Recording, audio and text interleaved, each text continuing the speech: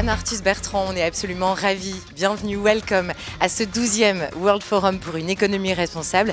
Vous êtes ici pour la closing ceremony, c'est l'homme. C'est-à-dire la finale, quoi, la fin de la journée. Quoi. La fin de la journée. On est ravis de vous accueillir ici à ce 12e World Forum pour une économie responsable. Yann Arthus-Bertrand, un humaniste avant tout. Elle est comment, notre planète aujourd'hui ? Alors comment est la planète ? La planète, d'abord, elle est toujours aussi belle et aussi intéressante. Mais ce qui m'intéresse, c'est cette petite couche infime qui est sur la planète sur laquelle je vis. C'est ce qui m'intéresse, c'est de parler de la vie sur la Terre. La planète va continuer à tourner très longtemps, des milliards d'années. Et aujourd'hui, les scientifiques parlent quand même de la 6e extinction, c'est-à-dire le cri d'alarme, il est incroyable. C'est-à-dire, ils parlent, en 2 mots, ils parlent de la fin de l'humanité. Voilà. Donc, c'est pas marrant à dire. Je suis désolé de plomber votre journal télévisé du World Forum, mais malheureusement, il y a eu comme l'appel des 15 000 scientifiques en janvier dernier parle de ça. Quoi. Donc, si demain on ne se réveille pas, on va détruire la vie sur Terre. Et on en sera responsable, ce qui est assez incroyable.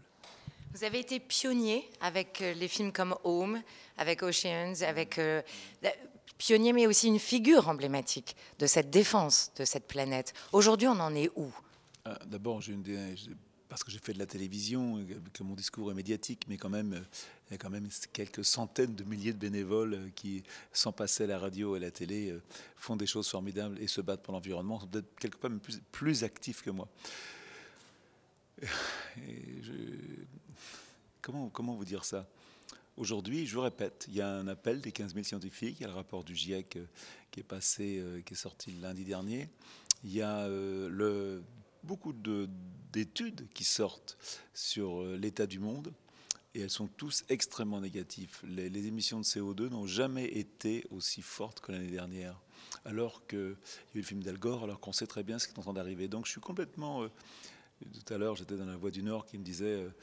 j'ai commencé par dire je suis un écolo perdu. C'est une formidable accroche, mais ce n'est pas une accroche agréable de penser que tout ce que j'avais espéré, moi j'ai 72 ans, vous imaginez que depuis que j'ai 20 ans, je m'intéresse à l'écologie et à l'environnement. Je vois devant moi le monde en train de se déléter.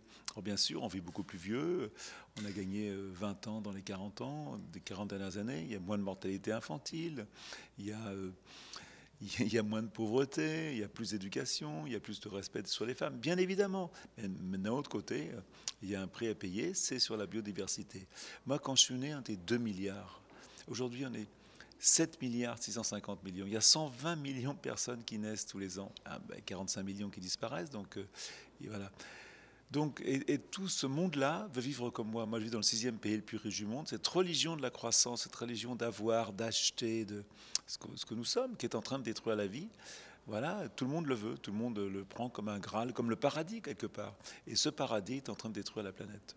Même moi, je dis la planète. Détruire la vie sur Terre. Alors, c'est pas pour vous plomber votre soirée ou pour être pessimiste, que je pense qu'il est beaucoup trop tard pour être pessimiste, mais c'est pour dire aux gens, réveillons-nous, quoi. On a tous quelque chose à faire, agir rend heureux, il y a plein de choses à faire. C'est pas très difficile de prendre des décisions pour faire un monde meilleur autour de nous. Il faut beaucoup de compassion, d'empathie pour la vie autour de nous. Et cette conscience, elle doit être amoureuse. Elle doit être une conscience un peu amoureuse de ce qui nous entoure. Je pense que c'est important. C'est le pape qui parle de conscience amoureuse. Et je trouve que c'est un beau mot. Le pape, d'ailleurs, qui a fait une encyclique, Laudato Si, qui est une encyclique très forte, très altermondialiste.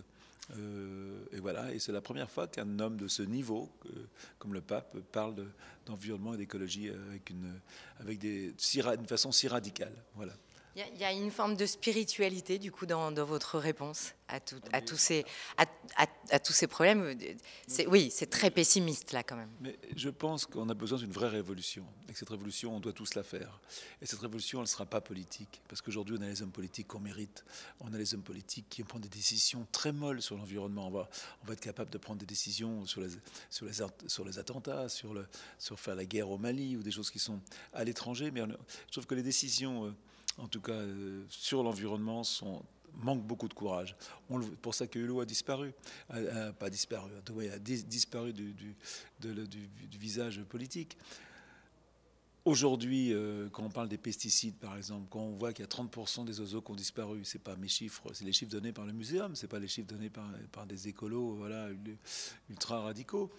Et qu'on a perdu 80% des insectes volants, on voit bien qu'il est en train de se passer quelque chose. Et pourtant, dans les 2 dernières années, on a acheté 12% en plus de pesticides. Et en même temps, je me dis, si on mangeait tous bio, il n'y aurait pas de Monsanto. Tout très simple. Donc il n'y a pas que la faute du gouvernement, il y a aussi notre responsabilité, peut-être de ne pas acheter les bons produits un peu plus chers aux gens qui font bien leur boulot. Il y a des gens qui ne peuvent pas le faire, mais il y a beaucoup de gens qui peuvent le faire. Alors et je pense qu'il nous faut une vraie révolution. Elle ne sera donc pas politique, elle ne sera pas scientifique, parce que je ne pense pas qu'on va remplacer nos 95 millions de barils de pétrole qu'on consomme tous les jours, 95 millions, par des éoliennes ou des panneaux solaires. Je ne pense pas qu'elle sera économique, parce que l'économie ne veut que de la croissance, de la croissance, de la croissance, de la croissance, à tout prix. Le point de croissance étant le Graal de tous les gouvernements, cette révolution sera spirituelle. Spirituelle dans le sens que on peut tous se demander, éthiquement, moralement, qu'est-ce que j'ai le droit de faire et de ne pas faire. Et chacun trouvera lui-même sa réponse. Voilà. Merci beaucoup Yann Arthus, et bonne conférence et bon World Forum. Merci beaucoup.